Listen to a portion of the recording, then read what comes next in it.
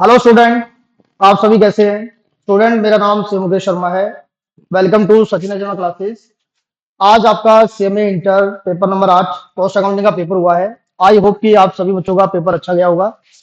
अब हम पेपर के बारे में डिस्कस करेंगे। तो हम जाते हैं पेपर के अंदर।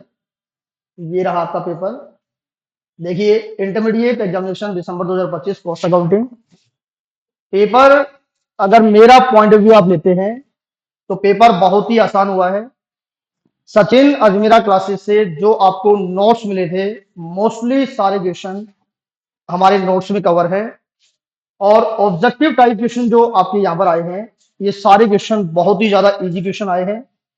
अगर आपने थोड़ा सा ध्यान दिया होगा तो आपके जो ऑब्जेक्टिव क्वेश्चन है 15 क्वेश्चन है, जिसमें 30 मार्क्स आपके कवर होते हैं, वो पूरे के पूरे आप 30 मार्क्स ले सकते हैं। आइए एक बार एक एक करके हम सभी क्वेश्चन के बारे में डिस्कस कर लेते हैं। देखिए, choose the correct answer from the given for alternative. तो एक क्वेश्चन आपका 2 मार्क्स का है। सबसे नंबर 1 में लिखा हुआ है basic objective of cost accounting is. Cost accounting का बेसिक ऑब्जेक्टिव क्या है? तो दोस्तों, टैक्स कंप्लायंस नहीं होता है, कॉस्ट ऑडिट नहीं होता है, इंटरनल ऑडिट भी नहीं होता है। इसका मतलब हमारा जो राइट आंसर है, अगर हम बात करें तो हमारा आंसर बनता है दैट इज कॉस्ट असर्टेनमेंट। तो आपका जो पहला आंसर आएगा that is cost ascertainment. Question number 2 पे जाते हैं। दोस्तों, आपको रीऑर्डर लेवल कैलकुलेट करना है। रीऑर्डर लेवल का जो क्वेश्चन है साथियों, अगर आपको ध्यान हो, हमारा एक चैप्टर है मटेरियल कंट्रोल। मटेरियल कंट्रोल में हमने स्टॉक लेवल पढ़ा था। और रीऑर्डर लेवल का फॉर्मूला होता है maximum usage of material into maximum lead time. Into maximum lead time, जिसे हम रीऑर्डर पीरियड भी कहते हैं। तो हमारे पास ये कहते हैं कि आपका जो मैक्सिमम यूसेज है दैट इज 300 यूनिट्स, और आपका जो रीऑर्डर पीरियड 8 to 10 डेज दे रखा है। तो ये आपका 10 डेज मैक्सिमम रीऑर्डर पीरियड है। तो यहां पर हम क्या करेंगे, 300 यूनिट्स इंटू 10 कर देंगे। तो हमारा आंसर आ रहा है that is 3000।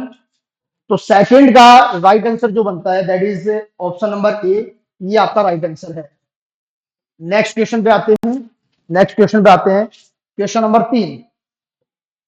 The selling price of A product is 500। ये हमारे पास सेल प्राइस दे रखा है, दैट इज सेलिंग प्राइस। तो सेलिंग प्राइस आपका 500 रुपीज का है। Margin, A profit margin 25% on cost है। दोस्तों, आप सभी बच्चों को पता है 25% ऑन कॉस्ट का मतलब होता है 20% ऑन सेलिंग प्राइस। ये आपका सेलिंग प्राइस का 20% है। देखिए, 500 आपका सेल प्राइस है, इसका 20% अगर प्रॉफिट निकाल लें तो 100 रुपीज का प्रॉफिट हुआ। ये 100 कैसे आया बेटे? ये 500 का हमने 20% किया। आपसे कह रहे हैं कि आपका कॉस्ट प्राइस क्या होगा। तो कॉस्ट प्राइस निकालने के लिए क्या करेंगे, सेल प्राइस में से प्रॉफिट माइनस कर देंगे। तो 500 में से अगर 100 रुपीज माइनस कर दें तो हमारे पास कितना आता है बेटे? 400। तो आपका जो क्वेश्चन नंबर 3 का राइट आंसर है पॉइंट नंबर ए, मतलब ऑप्शन ए आपका राइट आंसर है। ये मार्जिनल कॉस्टिंग का क्वेश्चन था। फिर हम नेक्स्ट क्वेश्चन पे जाते हैं, that is question number 4। Which cost accounting standard deals with the classification, measurement and assignment of selling and distribution overheads? Question number 4 की बात करें तो इसमें आपका जो राइट आंसर बनता है ये आंसर बी बनता है, जिसमें हम बात करते हैं कॉस्ट अकाउंटिंग स्टैंडर्ड 15। आपने 1 से लेकर 22 तक कॉस्ट अकाउंटिंग स्टैंडर्ड के नाम याद किए थे। उनमें से जो 15 नंबर कॉस्ट अकाउंटिंग स्टैंडर्ड है वो हमारा डील करता है selling and distribution overhead. Cost accounting standard question number 5 की बात कर रहे हैं। Cost accounting standard 12 deals with. तो ये हमारा जो डील करता है क्वेश्चन नंबर 5 में, इसका आंसर ए बनता है repair and maintenance. That is repair and maintenance. आप कहेंगे सर ये दोनों क्वेश्चन कहां से कवर होते हैं? ये कॉस्ट अकाउंटिंग स्टैंडर्ड का जो चैप्टर हमने पढ़ा था वहां से ये दोनों क्वेश्चन है। और मैंने आपको बताया भी था कि 2 क्वेश्चन या 3 क्वेश्चन ऑब्जेक्टिव टाइप यहां से आ सकते हैं। क्वेश्चन नंबर 6 में जाएं। Audit fees paid to cost auditor is part of. देखिए, कॉस्ट ऑडिटर ये हमारे ऑफिस में काम करते हैं, तो ये हमारा पार्ट बनता है एडमिनिस्ट्रेशन कॉस्ट का।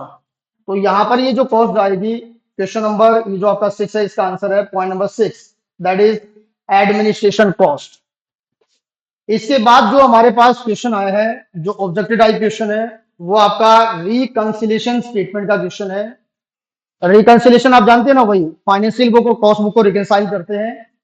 वो ये कहते हैं in reconciliation statement transfer to reserve आर। देखिए, प्रॉफिट ट्रांसफर टू रिजर्व जो होता है वो कॉस्ट बुक में नहीं होता है, कहाँ होता है? फाइनेंशियल बुक में होता है। तो फाइनेंशियल बुक में अगर हमारे पास प्रॉफिट दे रखा है ये रिजर्व माइनस करने के बाद, तो कॉस्ट बुक में तो माइनस हुआ नहीं, फाइनेंशियल बुक में माइनस हो गया है। तो हम क्या करेंगे, रिकंसाइल करते वक्त इस रिजर्व को वापस ऐड कर देते हैं। क्या कर देते हैं?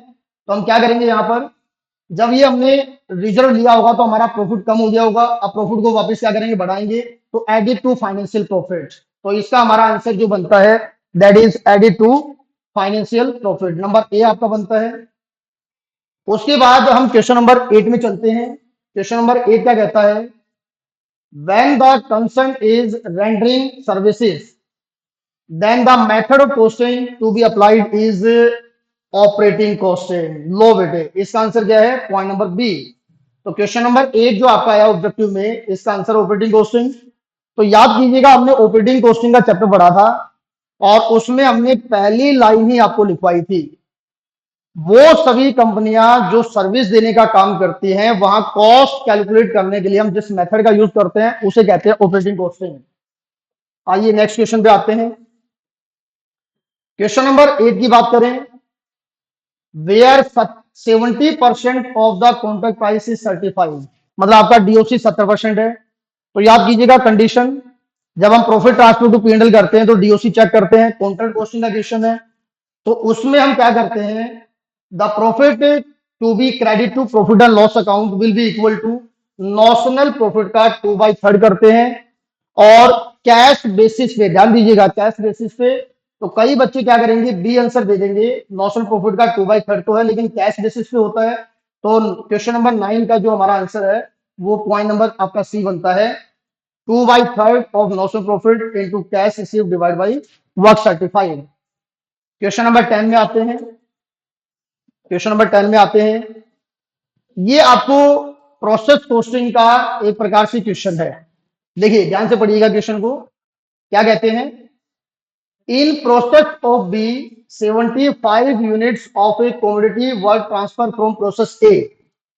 तो भैया जो आउटपुट प्रोसेस ए ने बी को दिया, तो वो हमारे लिए क्या बन जाता है, प्रोसेस बी के लिए, वो प्रोसेस बी के लिए इनपुट बन जाता है। 75 यूनिट हमारा इनपुट बन गया एंड इसकी कॉस्ट हमारे पास कितनी है बेटे, कॉस्ट हमारे पास है 1310, ये हमारी इनपुट की कॉस्ट है।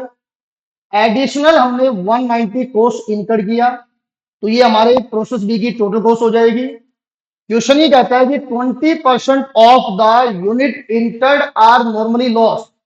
ये जो 75% है इसका नॉर्मल लॉस हो जाएगा 20%।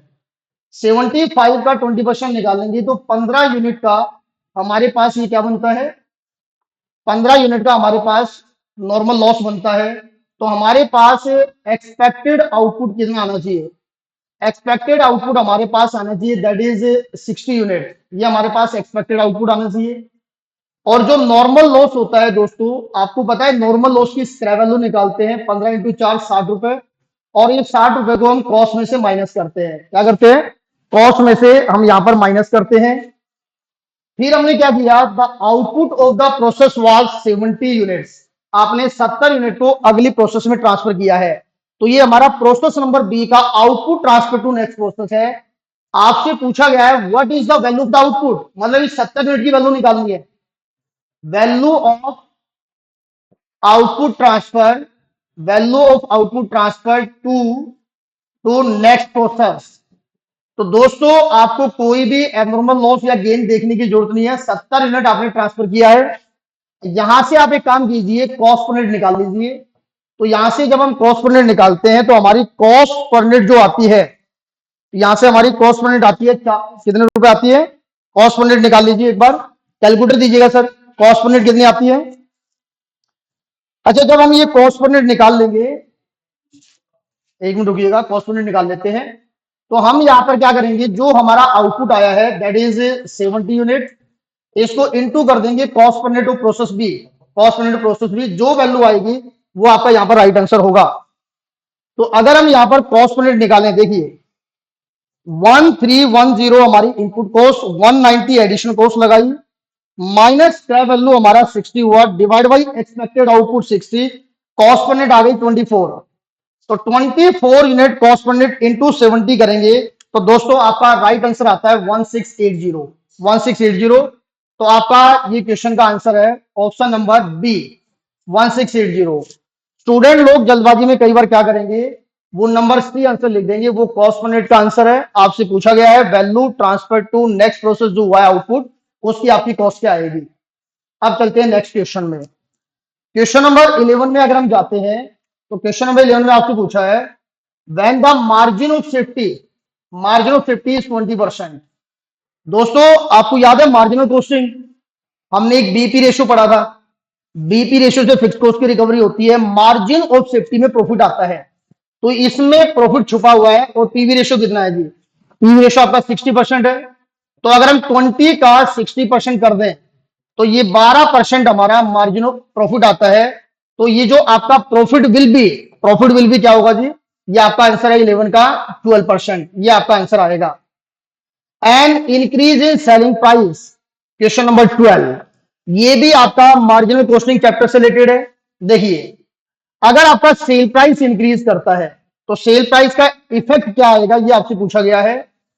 नंबर ए में कहते हैं increase in BP, number B में कहते हैं decrease in BP, number C में कहते हैं इंक्रीज इन वेरिएबल कॉस्ट और does not effect on the BP. दोस्तों मैं आपको बता दूं, सेल प्राइस जब इंक्रीज होता है तो वेरिएबल कॉस्ट में तो कोई चेंज नहीं होगा, नो चेंज। सेल प्राइस के बढ़ने पर हमारा कंट्रीब्यूशन बढ़ जाता है, लेकिन फिक्स कॉस्ट में कोई चेंज नहीं होगा, नो चेंज। तो इसका मतलब वही फिक्स कॉस्ट बढ़े हुए सेल प्राइस कंट्रीब्यूशन पर नेट बढ़ गया है, तो कम क्वांटिटी बेचकर आप अपनी फिक्स कॉस्ट की रिकवरी कर सकते हैं, तो आपका बीपी डिक्रीज हो जाएगा। तो इसका राइट आंसर आएगा नंबर बी। तो क्वेश्चन नंबर 12 का जो राइट आंसर है that is number B. Question number 13 पे चलते हैं। क्वेश्चन नंबर 13 में अगर हम बात करें तो ये हमसे पूछा गया है फिल इन द ब्लैंक्स पूछा गया है, variance is difference between standard cost of material and actual cost of material. तो दोस्तों स्टैंडर्ड कॉस्टिंग का क्वेश्चन है, standard cost minus actual cost जो होता है that is the material cost variance. तो आपका जो राइट आंसर है इसमें नंबर ए आपका है material cost variance. Second last question की बात करें ऑब्जेक्टिव में, द डिफरेंस बिटवीन, ठीक है, the difference between fix and variable cost has very important in the preparation of. दोस्तों वेरिएबल कॉस्ट और फिक्स कॉस्ट का डिफरेंस जो होता है फ्लेक्सिबल बजट के अंदर लिया जाता है, तो इसका आंसर आपका आता है नंबर बी। 14 क्वेश्चन का आंसर है नंबर बी। और लास्ट क्वेश्चन जो आपका है fill in the blanks is a factor whose influence the effect of the all the other budget। तो देखिए according to my point of view आपका answer key factor आता है। बाकी हम देखते हैं कि आपका इंस्टीट्यूट क्या कहता है, इसमें हम कौन सा आंसर ले सकते हैं। मेरे हिसाब से आपका आंसर की फैक्टर है। Thank you very much, hope आपका पेपर अच्छा हुआ है, आप यहां से देख लीजिएगा। और ये सारे क्वेश्चन हमारे सचिन अजमेरा क्लासेस का जो नोट्स है उसमें कवर थे। और नेक्स्ट पेपर के लिए best of luck, thank you.